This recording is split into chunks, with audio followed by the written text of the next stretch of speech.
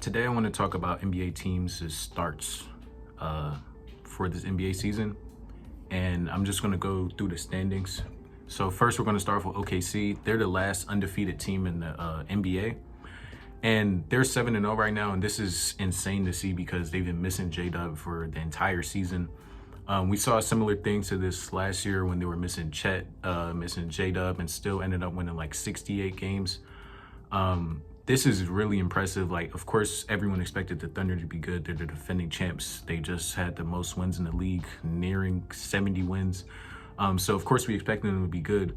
But them being undefeated right now to start the season without J-Dub is great. They've been off to an amazing start.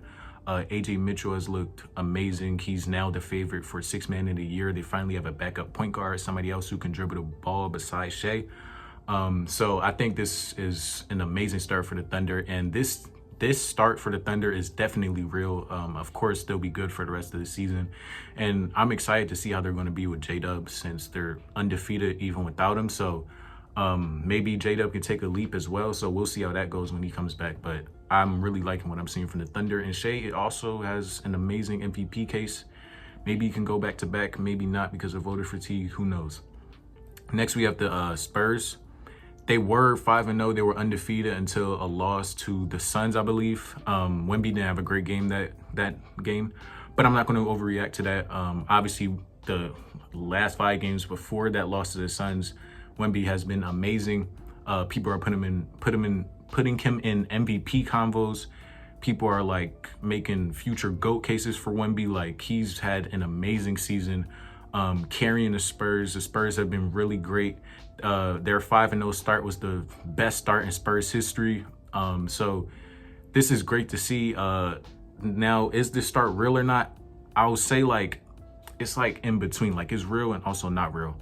The Spurs definitely won't be this good. Like, they have a crazy win projection with their 5-1 start right now. They're not going to be that good, but I think they can definitely be a playoff team in the West.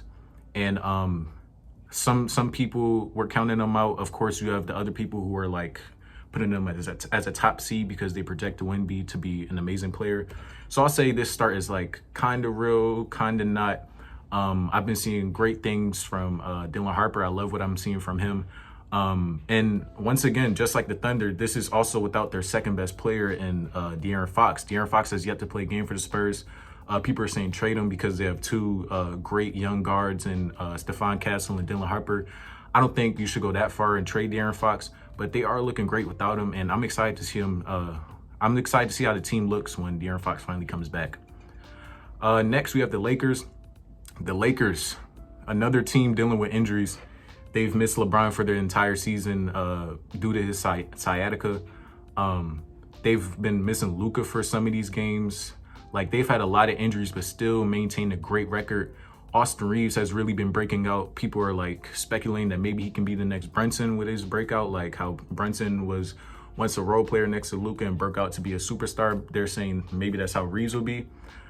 I think you can go that far. I don't think that's crazy to say at all. He might be the next Brunson. He might be the next superstar in the league. Who knows?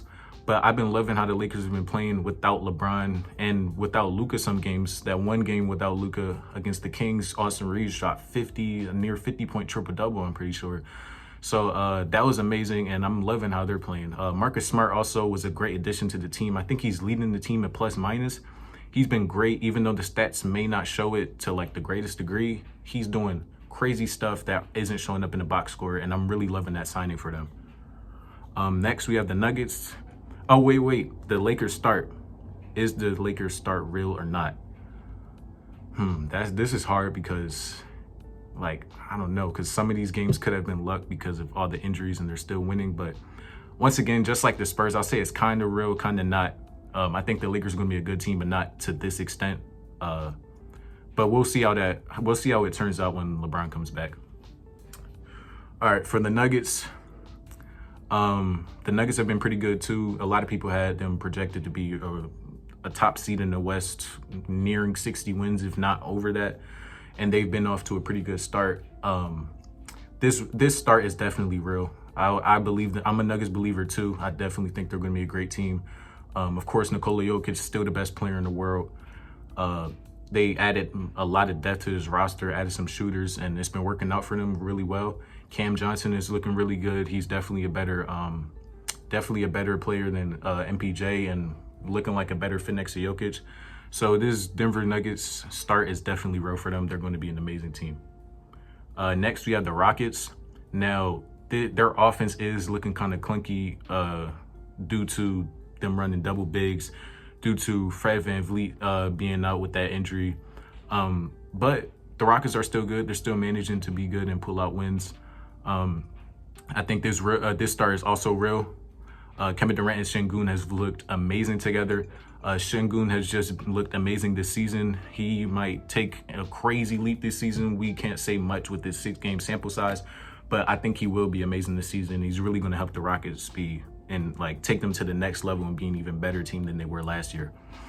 Next, we have the Minnesota Timberwolves. For the Minnesota Timberwolves, they've been kind of like mid to start the season off.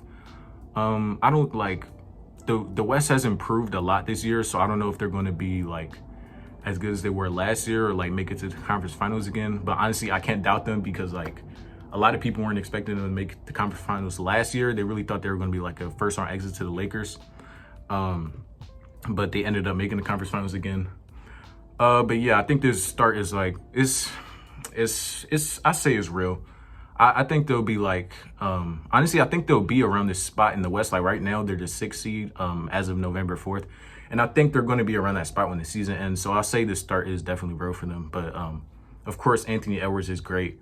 I hope he takes that mid-range scoring leap, maybe a bit of a more like ball handler leap and like a playmaking leap, because their point guard room is looking kind of bleak right now. They're like running a lot of Bones Highland at the point guard. Of course, you know, Mike Conley is super old now. And then they really need Rob Dillingham to break out, but that hasn't really been working out for them. So I don't know how the point guard situations are going to be. So Ant taking a leap in his playmaking and all the other point guard skills, ball handling, that would be great for the Wolves. And it will put a huge burden on his shoulders, but it might need to be done at this point with Rob not really panning out how they wanted him to. Next, we have the Blazers. They're also in like that kind of mid realm right now. And I think this start is also real. Of course, they've been a great defensive team as we all expected. Chauncey Billups, he was always a great defensive-minded coach, and they just have a lot of defensive talent on this team. Toumani Camara, Drew Holiday, like I love the defensive talent on this team, and I think it could bring them pretty far. I think they'll be in this playing range as well. So I really like the Trailblazers. They're one of like my sleeper teams to like make the playoffs or just like kind of break out this year. So shout out to them. I really like the Blazers as a team. Next, we have the Warriors. I think this stars are like, I'll say this star is also real. The Warriors, like, I wasn't expecting much from them. They're a pretty old team. Some people were expecting a lot from them, but they're a good team, but they're definitely not contenders. I don't think they're anywhere near that. I don't think they will be a top seed either, but I really like this Warriors roster. I love the Al Horford pickup. He's been doing great things for them. Draymond Green still hasn't lost his step on the defensive end. But Curry, he has looked kind of questionable, especially for these past couple games, but I think he'll definitely bounce back. Like, I'm not going to overreact. Like, it's always like, it's really like, once he has a bad game, like people are like freaking out. And then once he has a good game, hitting like game winner threes and not doing all this other crazy stuff that Curry does, people are like back on the Curry train. So I'm going to just say, I don't think like nothing's crazy with Curry doing like bad recently. I think he'll be fine. Next, we have the Clippers. The Clippers are also kind of mid. Kawhi Leonard isn't looking amazing. James Harden is still looking like the system. I'll say this start, I don't think this start is real. I think they'll be much better than this. I think I was a really big Clippers believer because their depth is insane now. Like, they have John Collins. They added their offseason moves like John Collins, Bradley Beal. Bradley Beal is like kind of like replacing Norman Powell, like filling that same role that Norman Powell was last year.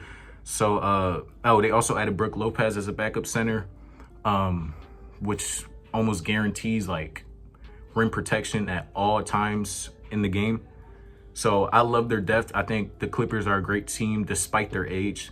They can do amazing things. I don't think they're going to be this bad. I think they can make it up to like top 5 in the West.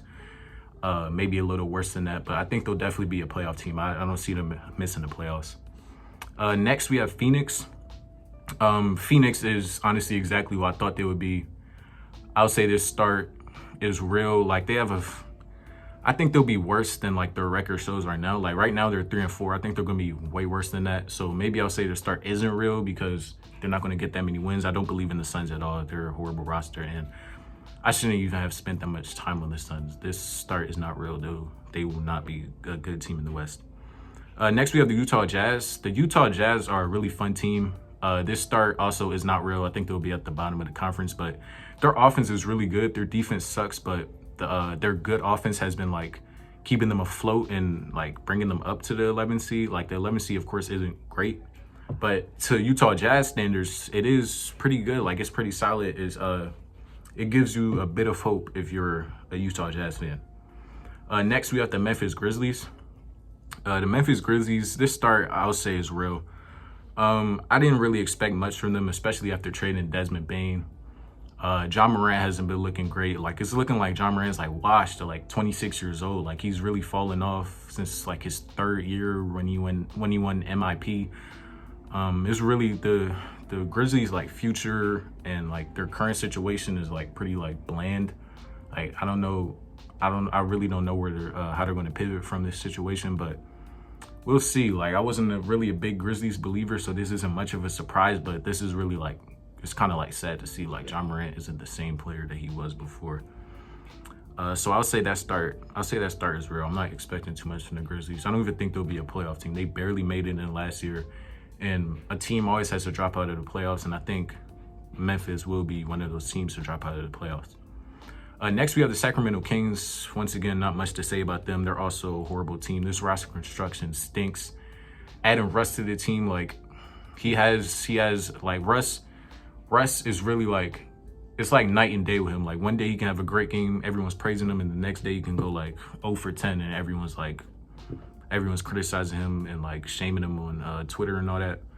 But I don't think Russ will be a good fit with his team in the long run. Like they already have Sabonis and DeRozan, who are two non-spacers. So adding Russ, like the non-spacer to the team, I don't know why they even thought that was a good idea. So this start for the Kings is definitely real. They'll be towards the bottom of the conference. I don't believe in them at all.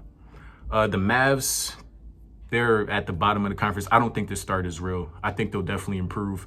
I don't really like the Cooper Flag at point guard, like experiment at all. Cooper Flag's not a point guard. Like I understand why they're running him at point guard, because their point guard room isn't the best, and also it'll be good for his development. Jason Kidd did the same thing with Giannis early in his career. He ran him at shooting guard, and that kind of helped with his like ball handling reps and like getting him used to being a main ball handler, especially how he is now today. So that was really great in his development. But Cooper Flag is not Giannis. I don't think at least right now he should not be running point guard. So I don't really like that experiment. But especially when Kyrie comes back, I think the Dallas Mavericks will definitely bounce back. Like I don't know if Kyrie's going to come back this season, but regardless, the Dallas Mavericks will be better than this. So I'll say the start is not real. And then lastly, for the Western Conference, we have the Pelicans. Also, I'm deciding to do just the Western Conference for this video. I'll do the Eastern Conference in another video. But lastly, in the Western Conference, we have the Pelicans. They're 0-6. They're still winless as of today. I think this start is real. I don't see much changing. Like I'm not a big believer in the Pelicans. Like the way this organization has been run is really sad. Like they traded away their picks, so like even if they do tank, like they don't have their first round pick for next year, so it would be like kind of like a wasted season. I think this is who the Pelicans are. I think this start is real. It's really sad to see. Yeah, there's not, once again, these bottom feeder teams, like there's not much to say about the Pelicans. Shout out to Zion, shout out to Skinny Zion too. That's really all I have to say about the Pelicans. And that's all the rest Western Conference teams, whether or not their starts are real. Next video, we're going to be doing the Eastern Conference.